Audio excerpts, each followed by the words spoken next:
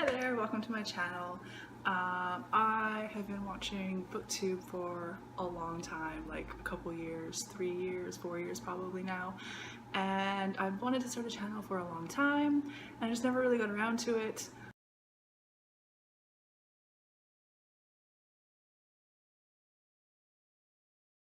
I figured I'd finally start, but I thought I'd kick off my channel by showing you my top 4 favorite books of all time. They're all similar, a few gothic-y themes. One is probably kind of stands out on its own, not really fitting the same themes as the others, but you know. So anyways, my first one I'd show you is The Princess Bride by William Goldman. And this book, this copy actually, my dad gave to me when I was maybe about 12 years old, and I started reading it instantly and I absolutely fell in love with it, and I reread it like every couple years probably. Yeah, I absolutely love this book. So if you're looking for kind of like a fantasy romance with lots of adventure, I'd absolutely recommend this one. I'm sure a lot of you have already read it. Next is Dracula by Bram Stoker. Again, I read this on my dad's recommendation when I was probably about 14 or 15, I think. I was in high school for sure, and I read it on family summer vacation to a cabin. And yeah, so of course it's just a Victorian Gothic, some supernatural elements. Again, I'm sure many of you have read it, but I don't know, I really liked kind of the epistolatory format that it starts with in particular. And then the diaries after that. Yeah, I absolutely love it. I highly recommend it if you're looking for something creepy. I know we've just passed Halloween, but if you're looking for a creepy read, absolutely pick this one up. And then next is Rebecca by Daphne du Maurier. Again, a very popular one on YouTube and BookTube, I think. I actually picked this up on recommendation from, well, not personally recommended to me, but her channel, Mercedes, over at Mercy's Bookish Musings. She was raving about Daphne du Maurier and Rebecca. I think at that point she had only read Rebecca.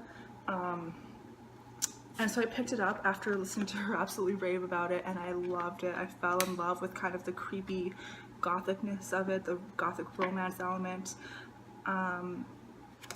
One of the things that I love most about gothic literature, a certain type of gothic literature, is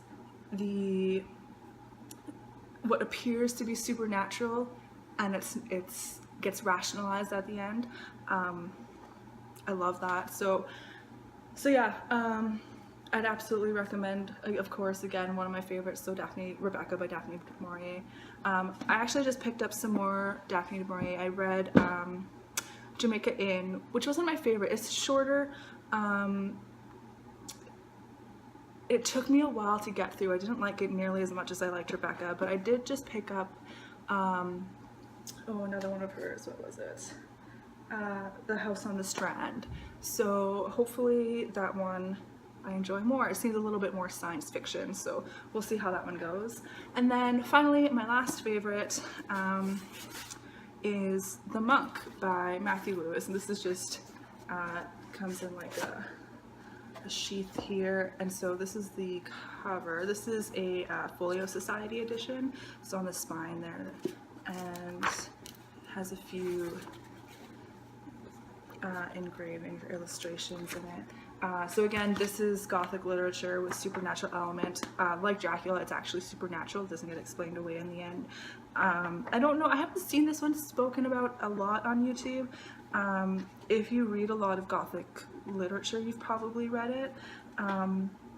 It's about a monk who falls in love with a girl who he sees at one of his sermons, and he's then seduced by another girl who pretends to be a monk so she seduces him and then convinces him to rape this other girl that he fell in love with. So it's kind of all about his downfall, and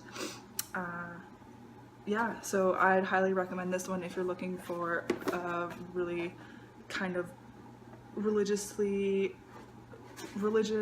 violent, sexual, gothic read with lots of supernatural elements. I'd recommend that one. So yeah, anyways, thanks for watching, and I hope to be doing videos hopefully around once a week. We'll see how it goes. Maybe more if I can get into it. And yeah, so hopefully you liked my top 4 favorites, and maybe you'll check some of them out if you haven't already. Thanks, see you next time, bye.